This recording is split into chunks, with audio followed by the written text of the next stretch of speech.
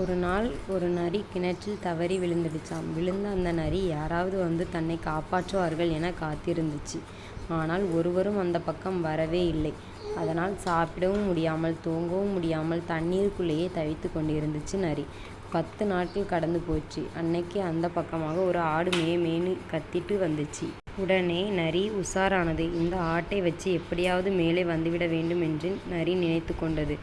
ஆடு அண்ணா, இங்கே வாயேன் என்று அன்போடு அழைத்த நரி கிணற்றில் இருந்து வந்த குரலை கேட்டதும் ஆடு எட்டி பார்த்துச்சு.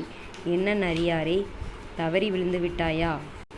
என்ன நரியாரே, தவறி விழுந்து விட்டாயா என்று கேட்டது. நான் வேணும்தான் கிணத்துக்குள் இறங்கினேன். இந்த கிணத்து தண்ணீர் ரொம்ப சுவையாக இருக்கும். நீ வேணும்னா இறங்கி வந்து குடிச்சு பாரேன் என்றது. நரி ஆடும் கொஞ்சமும் யோசிக்கவில்லை. உடனே கிணற்றுக்குள் குதித்தது. நரியே, இந்த தண்ணீர் சுவையா ஒன்றும் இல்லையே, உன்னை நம்பி வந்தேன் பாரு, இப்போ எப்படி வெளியே போறதும் என்று கேட்டது.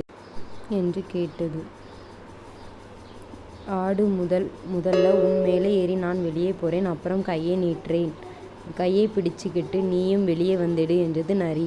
ஆடு ஒப்புக்கொண்டது. ஆடு மீது ஏறி நரி வெளியே வந்தது. கையை கொடு, என்ன சீக்கிரமா காப்பாத்து என்றது ஆடு. உன்னை நான் எப்படி